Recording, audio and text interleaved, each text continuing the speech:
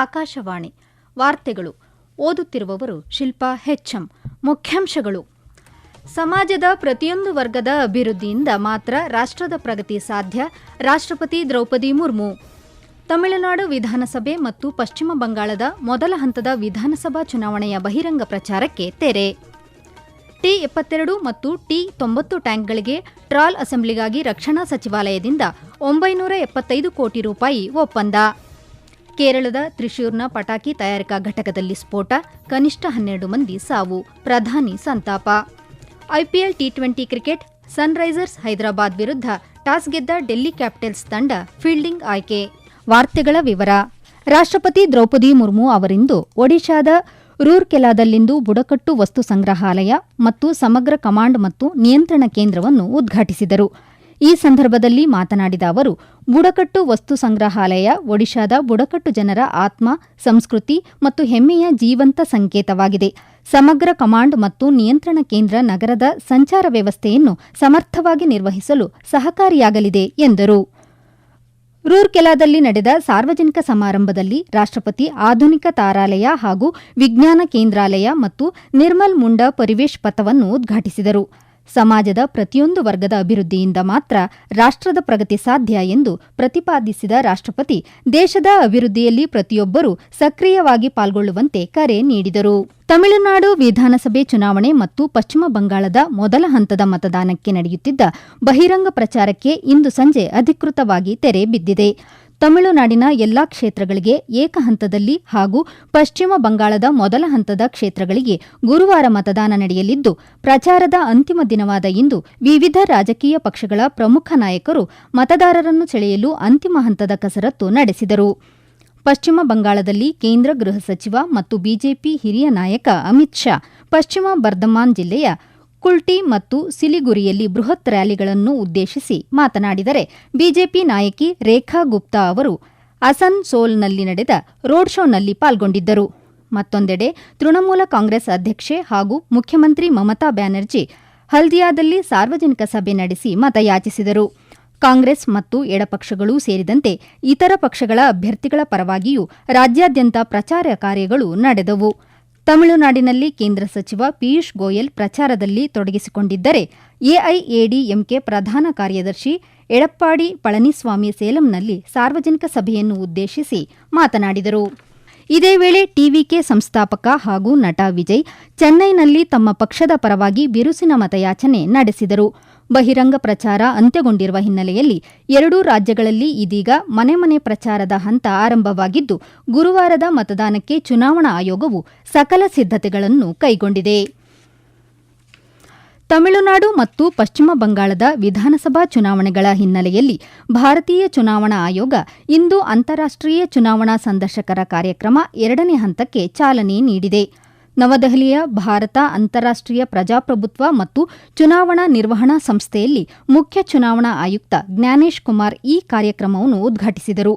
ನವದೆಹಲಿಯಲ್ಲಿರುವ ವಿವಿಧ ರಾಯಭಾರ ಕಚೇರಿಗಳ ಪ್ರತಿನಿಧಿಗಳೂ ಸೇರಿದಂತೆ ಒಟ್ಟು 17 ರಾಷ್ಟ್ರಗಳ 34 ಪ್ರತಿನಿಧಿಗಳು ಈ ಕಾರ್ಯಕ್ರಮದಲ್ಲಿ ಭಾಗವಹಿಸುತ್ತಿದ್ದಾರೆ ಎಂದು ಆಯೋಗ ತಿಳಿಸಿದೆ. ಈ ಕಾರ್ಯಕ್ರಮದ ಅಂಗವಾಗಿ ವಿದೇಶಿ ಪ್ರತಿನಿಧಿಗಳಿಗೆ ವಿದ್ಯುನ್ಮಾನ ಮತಯಂತ್ರಗಳ ಕಾರ್ಯವೈಖರಿಯ ಬಗ್ಗೆ ಪ್ರಾತ್ಯಕ್ಷಿಕೆ ನೀಡಲಾಯಿತು ಮತ್ತು ಮತದಾನ ಪ್ರಕ್ರಿಯೆಯ ನೇರ ಅನುಭವ ಪಡೆಯಲು ಅವರು ಅಣಕು ಮತದಾನದಲ್ಲಿ ಪಾಲ್ಗೊಂಡಿದ್ದರು. ಈ ಪ್ರತಿನಿಧಿಗಳ ತಂಡ ನಾಳೆ ಪಶ್ಚಿಮ ಬಂಗಾಳ ಮತ್ತು ತಮಿಳುನಾಡಿಗೆ ಪ್ರಯಾಣಿಸಲಿದ್ದು, ಅಲ್ಲಿನ ಚುನಾವಣಾ ಸಾಮಗ್ರಿ ವಿತರಣಾ ಕೇಂದ್ರ, ಜಿಲ್ಲಾ ನಿಯಂತ್ರಣ ಕೊಠಡಿ ಮತ್ತು ಮಾಧ್ಯಮ ವೀಕ್ಷಣಾ ಕೇಂದ್ರಗಳಿಗೆ ಭೇಟಿ ನೀಡಲಿದೆ.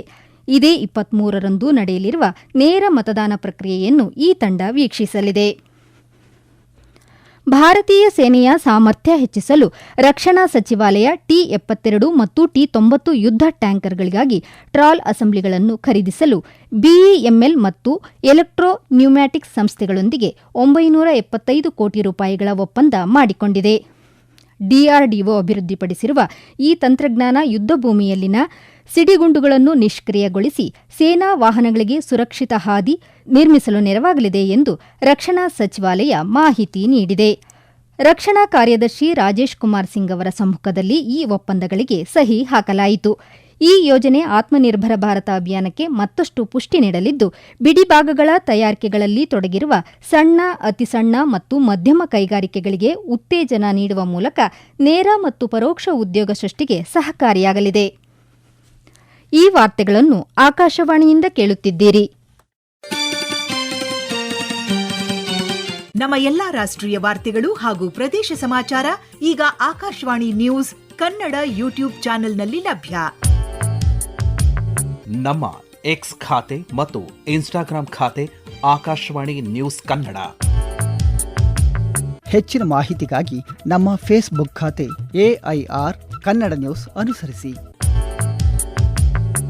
ಮಾಹಿತಿಯ ಹೂರಣ ವಾರದ ಕಾರ್ಯಕ್ರಮ ಪ್ರಚಲಿತ ವಿದ್ಯಮಾನ ಪ್ರತಿ ಬುಧವಾರ 9:15ಕ್ಕೆ.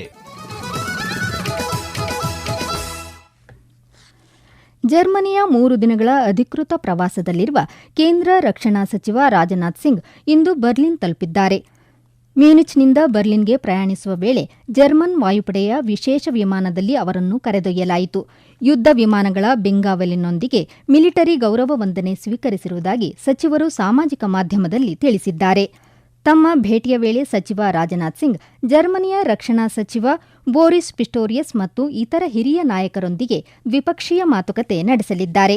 ಈ ವೇಳೆ ಉಭಯ ರಾಷ್ಟ್ರಗಳ ನಡುವಿನ ಕಾರ್ಯತಂತ್ರದ ರಕ್ಷಣಾ ಪಾಲುದಾರಿಕೆಯನ್ನು ಮತ್ತಷ್ಟು ಬಲಪಡಿಸುವ ಉದ್ದೇಶದಿಂದ ರಕ್ಷಣಾ ಕೈಗಾರಿಕಾ ಸಹಕಾರ ಮಾರ್ಗಸೂಚಿ ಮತ್ತು ವಿಶ್ವಸಂಸ್ಥೆಯ ಶಾಂತಿ ಪಾಲನಾ ಕಾರ್ಯಾಚರಣೆಗಳ ತರಬೇತಿ ಸಹಕಾರ ಕುರಿತಾದ ಒಪ್ಪಂದಗಳಿಗೆ ಸಹಿ ಹಾಕುವ ನಿರೀಕ್ಷೆಯಿದೆ.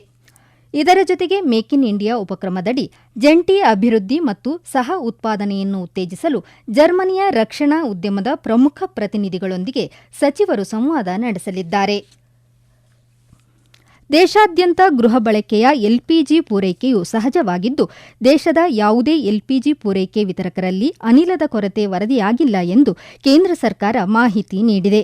ಪಶ್ಚಿಮ ಏಷ್ಯಾದ ಇತ್ತೀಚಿನ ಬೆಳವಣಿಗೆಗಳ ಕುರಿತು ನವದೆಹಲಿಯಲ್ಲಿ ನಡೆದ ಅಂತರ್ ಸಚಿವಾಲಯ ಸುದ್ದಿಗೋಷ್ಠಿಯನ್ನು ಉದ್ದೇಶಿಸಿ ಮಾತನಾಡಿದ ಪೆಟ್ರೋಲಿಯಂ ಮತ್ತು ನೈಸರ್ಗಿಕ ಅನಿಲ ಸಚಿವಾಲಯ ಜಂಟಿ ಕಾರ್ಯದರ್ಶಿ ಸುಜಾತಾ ಶರ್ಮಾ, ಅಂತಾರಾಷ್ಟ್ರೀಯ ಮಾರುಕಟ್ಟೆಯಲ್ಲಿ ಕಚ್ಚಾ ತೈಲ ಮತ್ತು ಎಲ್ಪಿಜಿ ಬೆಲೆಗಳು ಏರಿಕೆಯಾಗಿದ್ದರೂ ಯಾವುದೇ ಅಡೆತಡೆಯಿಲ್ಲದೆ ದೇಶೀಯ ಎಲ್ಪಿಜಿ ಪೂರೈಕೆಯನ್ನು ಖಚಿತಪಡಿಸಿಕೊಳ್ಳಲು ಸರ್ಕಾರ ಶ್ರಮಿಸುತ್ತಿದೆ ಎಂದರು. ಇದೇ ವೇಳೆ ಮಾತನಾಡಿದ ಪಶುಸಂಗೋಪನೆ ಮತ್ತು ಹೈನುಗಾರಿಕೆ ಇಲಾಖೆಯ ನಿರ್ದೇಶಕಿ ಪೂಜಾ ರಸ್ತೋಗಿ, ಪಶ್ಚಿಮ ಏಷ್ಯಾ ಪರಿಸ್ಥಿತಿ ನಡುವೆ ದೇಶಾದ್ಯಂತ ಹಾಲಿನ ಸಂಗ್ರಹಣೆ, ಸಂಸ್ಕರಣೆ ಮತ್ತು ಪೂರೈಕೆ ಯಾವುದೇ ಅಡೆತಡೆಯಿಲ್ಲದೆ ಸಾಗುತ್ತಿದೆ. ಹಾಲು ಮತ್ತು ಅದರ ಉತ್ಪನ್ನಗಳ ಬೆಲೆಗಳು ಸ್ಥಿರವಾಗಿವೆ ಎಂದು ಮಾಹಿತಿ ನೀಡಿದರು. ಉಪರಾಷ್ಟ್ರಪತಿ ಸಿಪಿ ರಾಧಾಕೃಷ್ಣನ್ ಅವರು ನಾಳೆ 1 ದಿನಕ್ಕಾಗಿ ಕರ್ನಾಟಕ ಪ್ರವಾಸ ಕೈಗೊಳ್ಳಲಿದ್ದು, ಬೀದರ್ನ ಚನ್ನಬಸವ ದೇವರ ಸಮಾಧಿ ಬಳಿ ನಡೆಯಲಿರುವ ಡಾ ಬಸವಲಿಂಗ ಸ್ವಾಮೀಜಿಯವರ 75ನೇ ವರ್ಷದ ಸಂಭ್ರಮಾಚರಣೆಯಲ್ಲಿ ಪಾಲ್ಗೊಳ್ಳಲಿದ್ದಾರೆ. ಬಳಿಕ ಕಲಬುರಗಿಗೆ ತೆರಳಲಿರುವ ಅವರು ಕರ್ನಾಟಕ ಕೇಂದ್ರೀಯ ವಿಶ್ವವಿದ್ಯಾಲಯದ 10ನೇ ಘಟಿಕೋತ್ಸವದಲ್ಲಿ ಘಟಿಕೋತ್ಸವ ಭಾಷಣ ಮಾಡಲಿದ್ದಾರೆ. ರಾಜ್ಯಪಾಲ ಥಾವರ್ಚಂದ್ ಗೆಹ್ಲೋಟ್ ಮುಖ್ಯ ಅತಿಥಿಯಾಗಿ ಪಾಲ್ಗೊಳ್ಳಲಿದ್ದಾರೆ. ಕೇರಳದ ತ್ರಿಶೂರಿನ ಮುಂಡತಿಕ್ಕೋಡುವಿನಲ್ಲಿರುವ ಪಟಾಕಿ ತಯಾರಿಕಾ ಘಟಕದಲ್ಲಿ ಸಂಭವಿಸಿದ ಭೀಕರ ಸ್ಫೋಟದಲ್ಲಿ ಕನಿಷ್ಠ 12 ಮಂದಿ ಮೃತಪಟ್ಟಿದ್ದು, ಹಲವರು ಗಾಯಗೊಂಡಿದ್ದಾರೆ. ವಾರ್ಷಿಕ ಹಿಂದೂ ದೇವಸ್ಥಾನದ ಉತ್ಸವದ ಭಾಗವಾಗಿ ನಡೆಯುವ ತ್ರಿಶೂರ್ ಪೂರಂ ಸಿದ್ಧತೆಯ ವೇಳೆ ಈ ದುರಂತ ಸಂಭವಿಸಿದೆ. ಪ್ರಾಥಮಿಕ ವರದಿಯ ಪ್ರಕಾರ ಸುಮಾರು 40 ಮಂದಿ ಗಾಯಗೊಂಡಿದ್ದಾರೆ.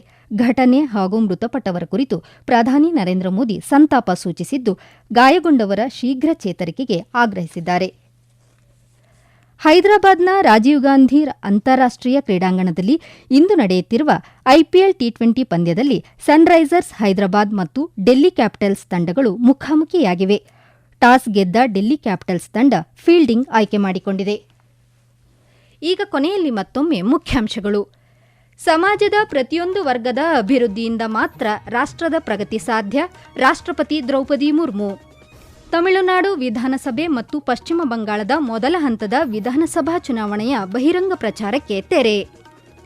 ಟಿ-72 ಮತ್ತು ಟಿ-90 ಟ್ಯಾಂಕ್ಗಳಿಗೆ ಟ್ರಾಲ್ ಅಸೆಂಬ್ಲಿಗಾಗಿ ರಕ್ಷಣಾ ಸಚಿವಾಲಯದಿಂದ 975 ಕೋಟಿ ರೂಪಾಯಿ ಒಪ್ಪಂದ.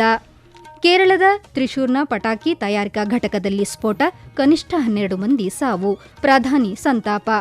IPL T20 cricket, Sunrisers Hyderabad ವಿರುದ್ಧ ಟಾಸ್ ಗೆದ್ದ ಡೆಲ್ಲಿ ಕ್ಯಾಪಿಟಲ್ಸ್ ತಂಡ ಫೀಲ್ಡಿಂಗ್ ಆಯ್ಕೆ. ಇಲ್ಲಿಗೆ ವಾರ್ತಾ ಪ್ರಸಾರ ಮುಕ್ತಾಯವಾಯಿತು.